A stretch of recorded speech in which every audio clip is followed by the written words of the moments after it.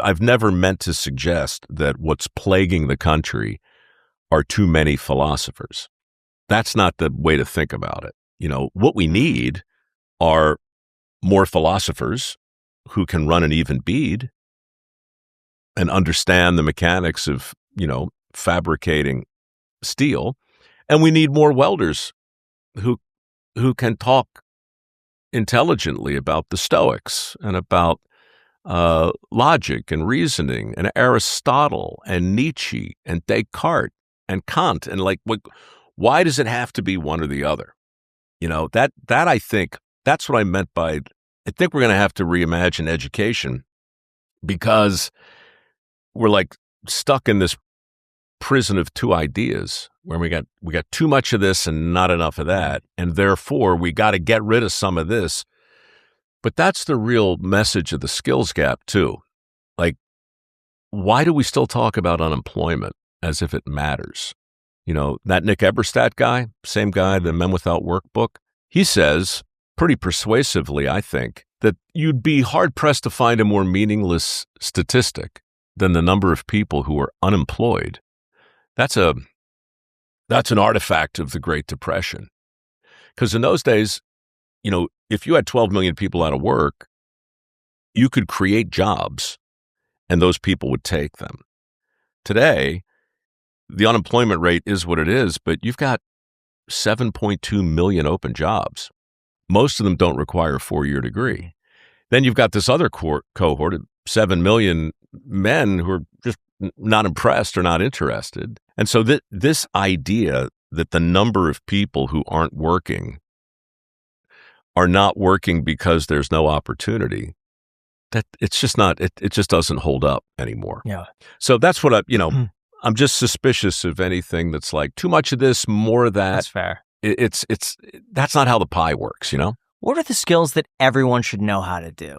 I'm talking changing a tire, being able to cook a steak, throw a punch. What are things that universally? That's a good start. All those things, Look, I think plunge a toilet would be. Should every man know how to jump a fence? Well, it's not going to hurt you to know how to do it. You might For what get purpose, Jack? I mean, jump a car, maybe. I'm just saying. What are you running from, Jack? Well, maybe run into something. Who knows? Maybe there's opportunities, and there's a fence in the way. You got to jump the fence. I think it's a testament to just overall, that's more of a physical ability, to be able to jump the fence. Which you'd probably agree that also is important. No, I mean, look, anything that bolsters confidence and competency is important. We made the point earlier, I think, that our frustration with the trades sometimes is rooted in our inability to do the work ourselves. So I don't know if there's a corollary between jumping a fence or throwing a punch or changing a tire with being able to change your brakes. I can still change a tire. That, the mechanics of that haven't really evolved to leave me in the dark yet. And I think I know how to throw a punch. And speaking of fences, man, quick sidebar. My favorite moment in Dirty Jobs, I don't know if you saw this one, but it was one of the things we were able to get away with that you couldn't ever, ever, ever, ever do today.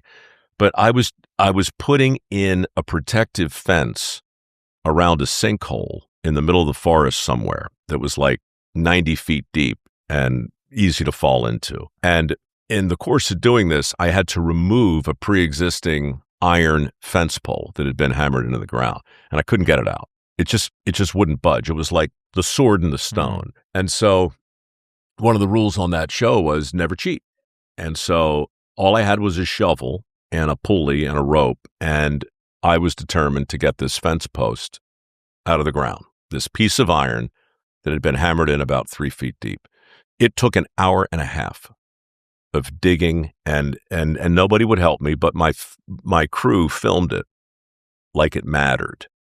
And it did, but nobody really knew it at the time. So there's literally a 15-minute segment in an old episode of Dirty Jobs where nothing happens at all, except Mike tries to get a single fence post out of the ground.